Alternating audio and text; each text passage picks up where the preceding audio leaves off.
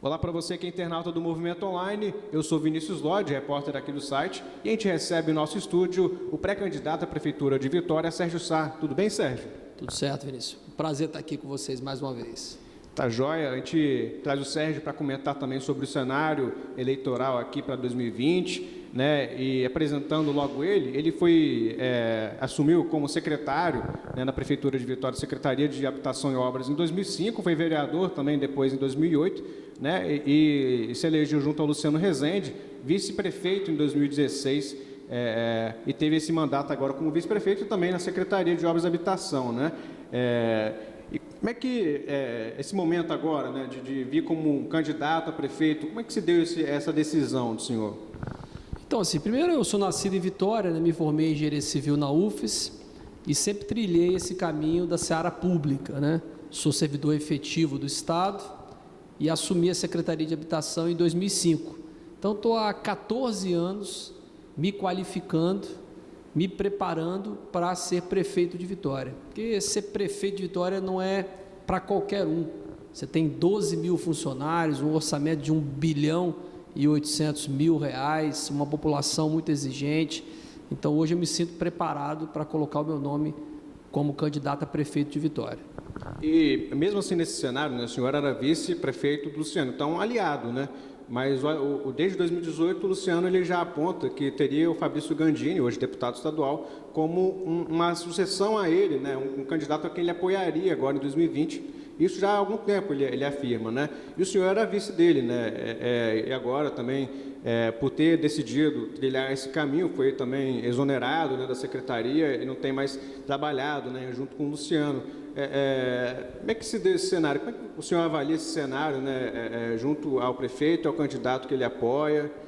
O senhor se sentiu de alguma forma entristecido assim, por esse apoio? O senhor acreditava que poderia ter um apoio dele também, do Luciano?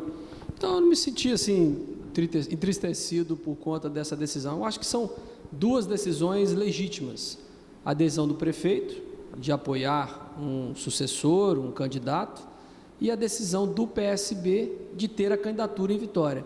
O PSB já está há 16 anos dando suporte a outras candidaturas.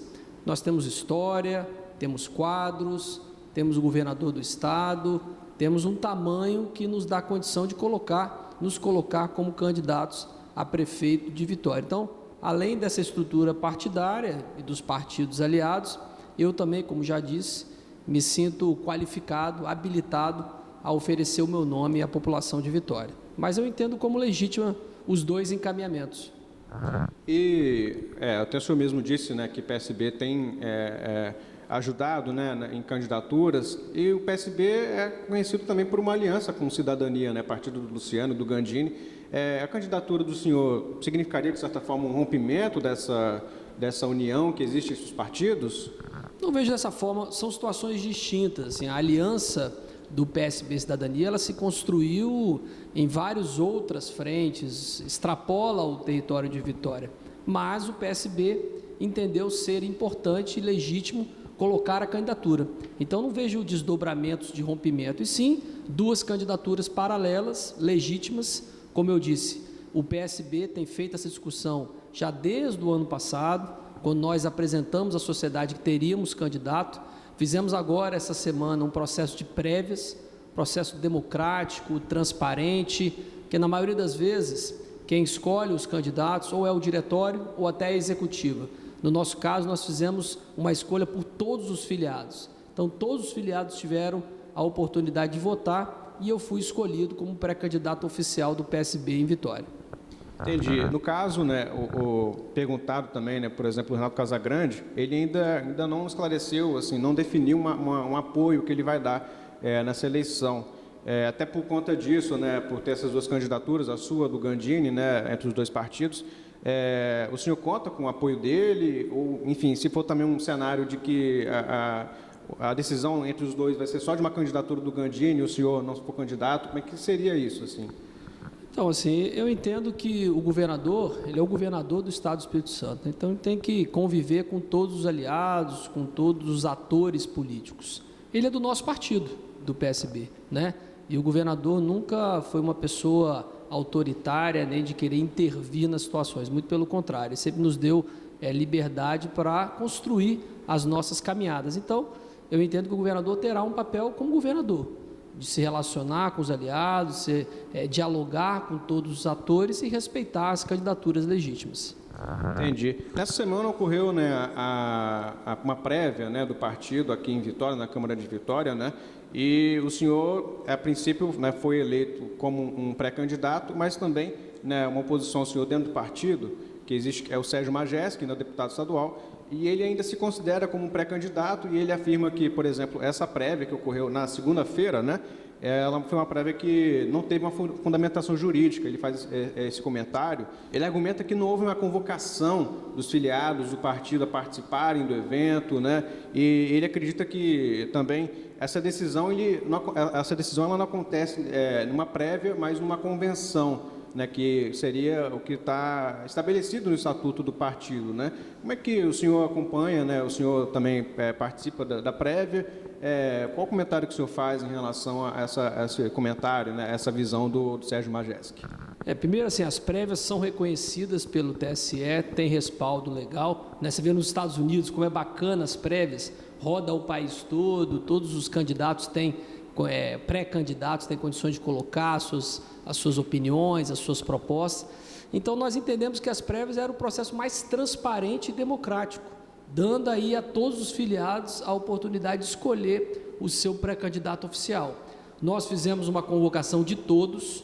Em 2017, salvo engano, foi feito um recadastramento a pedido do PSB Nacional. Então, todas as pessoas que nós tínhamos telefone, convocamos, convidamos. Geralmente, Vinícius, você numa escolha de candidatura, você tem um colegiado de 30, 40 votantes. Tá certo? Muito reduzido, às vezes é muito menor que isso.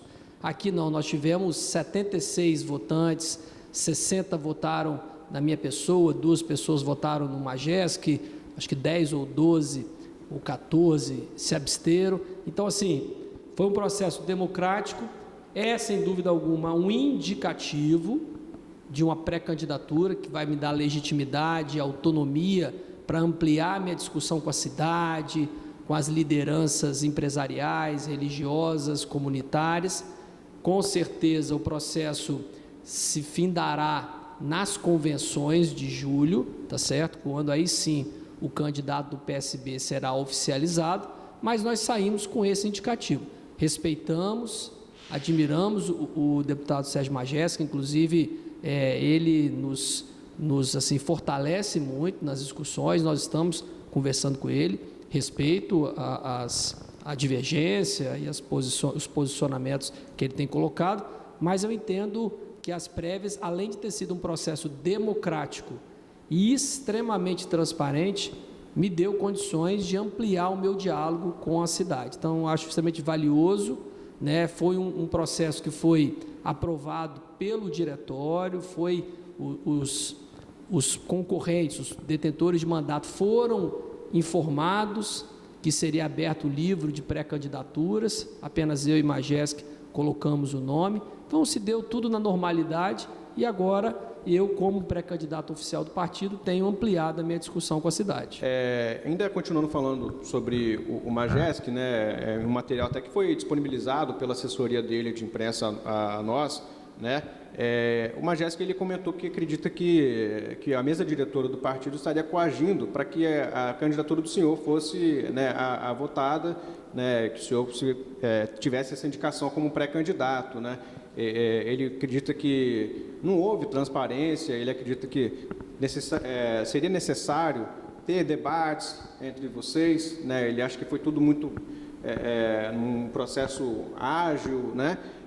E que ainda ele cogita também colocar na justiça, né, essa situação. Ele acredita que não foi uma eleição que tem uma fundamentação jurídica. Como o senhor observa esses posicionamentos do deputado? Como eu disse, né, as prévias têm fundamentação jurídica, têm reconhecimento do TSE, têm respaldo legal e, assim, contra fatos não há argumentos. Uma decisão muito menos democrática seria uma decisão da executiva ou uma decisão do diretório, que também tem legitimidade. Na esmagadora maioria, das decisões de candidatos ou pré-candidatos vem do diretório da executiva. Nós não, nós abrimos para todo o colegiado do PSB, todos os filiados opinarem. Nós fizemos um processo de convocação transparente, nós que eu digo, toda a executiva, foram convites por telefone, redes sociais, todas as formas de se comunicar com as pessoas, para que elas viessem e pudessem opinar qual seria o melhor pré-candidato do PSB para a Prefeitura de Vitória. Então, foi um processo democrático, um processo que seguiu um rito legal, que teve uma discussão, que teve um tempo de maturação. Nós tomamos a decisão de ter candidato em abril de 2018. De abril de 2018 até abril de 2019 até janeiro de 2020, nós viemos consolidando a necessidade das prévias e aí comunicamos os detentores de mandato, comunicamos a todos, teve todo o tempo para que as pessoas pudessem colocar os seus nomes, e aí se deu o processo transparente, democrático, isonômico, e houve a escolha agora no dia 17, na segunda-feira. O Majeski também, ele cogita, caso não aconteça a pré-candidatura dele no PSB, trocar de partido. Como o senhor vê ele como um opositor, né, um oponente, no caso, como um pré-candidato, né, e, na verdade, depois como um possível candidato à Prefeitura de Vitória? Primeiro, eu vejo, como já disse, o Majeski como um excelente parlamentar, né? O meu papel é dialogar, para que ele possa permanecer de forma equilibrada, tranquila no partido, respeitando os encaminhamentos e as decisões que ele, porventura, venha a tomar. Entendi. E, no caso, o cenário que se vê atualmente também é um cenário para a eleição que a gente tem, né, novas figuras. De certa forma, o Luciano agora está no segundo mandato, ele tem o candidato dele e tem outros candidatos novos surgindo, né? Enfim, é um cenário de novidade.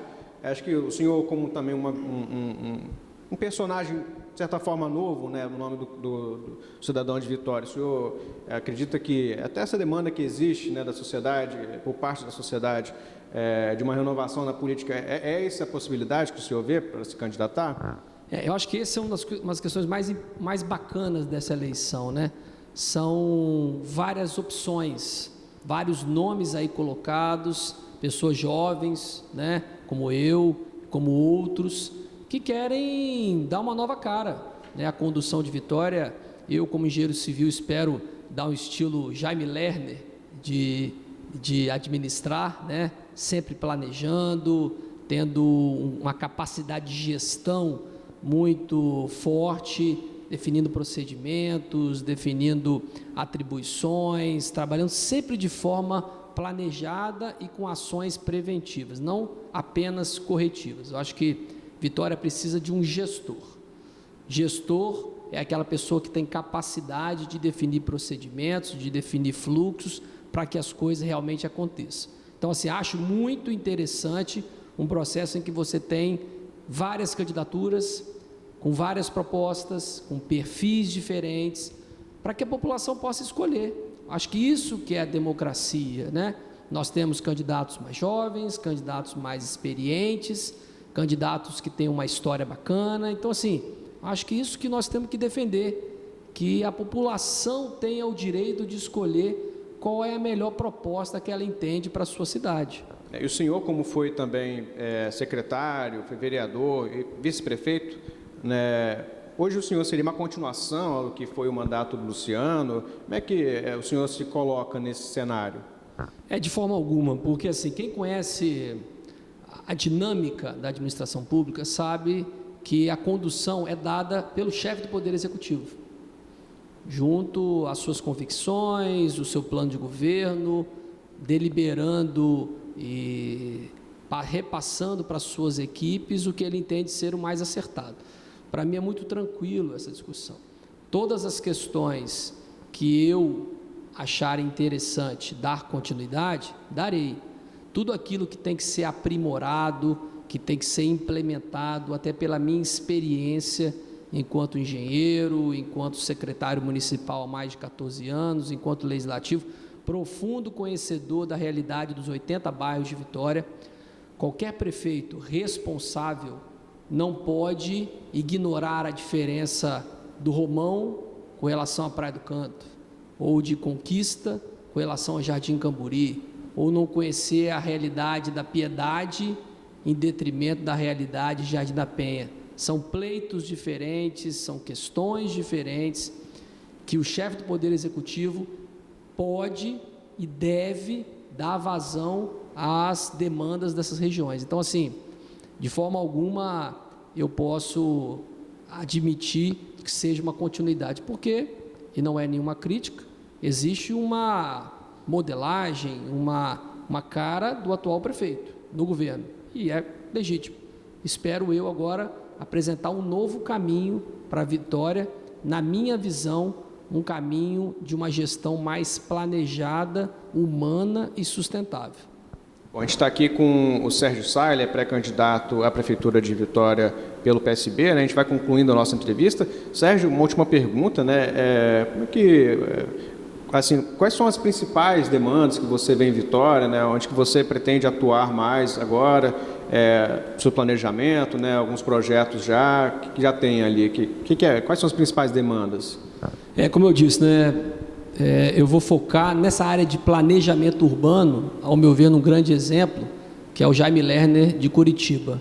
Então, até pela minha área de atuação, minha experiência, eu quero discutir muito remoção de famílias de áreas de risco, de áreas de interesse ambiental, discutir a mobilidade urbana, né, como a gente consegue colocar em prática a integração entre os modais, saneamento básico. Nós não podemos mais aceitar milhões de litros de água contaminada ser jogada nos canais em função das ligações clandestinas de esgoto nas redes de drenagem. Quero discutir poluição atmosférica com dados, de forma séria, com as principais empresas que acabam poluindo Vitória. Acho que Vitória precisa muito investir em turismo, né? O turismo de negócios, o turismo histórico, o turismo até social. Nós temos belíssimos mirantes que as pessoas poderiam visitar. Quero que o município seja um fomentador de geração de trabalho e renda, né? Nós temos milhões de reais sendo investidos em obras, milhares de empregos sendo criados. Nós temos que flexibilizar a emissão de alvarás, autorizações, aprovações, para que o empreendedor possa investir rápido e com segurança. A segurança, sem dúvida alguma, é um tema muito sensível, que o município não pode mais negligenciar. Ele tem que entrar conversando com o Estado, conversando com a União. O governador Renato Casagrande é um grande exemplo de um líder que senta à mesa para conduzir todas as áreas da segurança pública. Eu quero fazer isso como prefeito. Enfim, são várias áreas, respeitando as características de cada região e correndo atrás para que realmente as coisas aconteçam. A demanda de Jardim da Penha, como eu disse, é diferente da demanda de Conduza. O prefeito ele tem que conhecer a cidade, tem que conhecer os meandros da seara pública e tem que sentar à mesa para discutir cada temática, para que realmente as coisas aconteçam. Queremos acabar com os alagamentos? O que tem que ser feito? Queremos melhorar o ar que nós respiramos? O que tem que ser feito? Queremos melhor oportunidade de trabalho? Mais oportunidade de trabalho? O que tem que ser feito? Então, assim, como prefeito, como gestor, como uma pessoa que nasceu e se criou em Vitória, eu quero me dedicar 100% para oferecer aos cidadãos de Vitória uma cidade mais equilibrada, mais justa e mais sustentável. Bom, obrigado, Sérgio, pela entrevista, né? A gente continua acompanhando o trabalho de vocês, né? E, enfim, até chegar lá o momento das eleições, a gente continua, né, noticiando para você que acompanha o movimento online, trazendo as principais informações, né? E, lógico, também a gente vai ter mais pré-candidatos, mais políticos aqui que estão, né, nesse cenário para a eleição de 2020. Obrigado, Sérgio. Eu que agradeço, cara. Acho que é isso, a democracia é isso, é a oportunidade que todos se pronunciem, que todos apresentem as suas ideias e que a população possa escolher.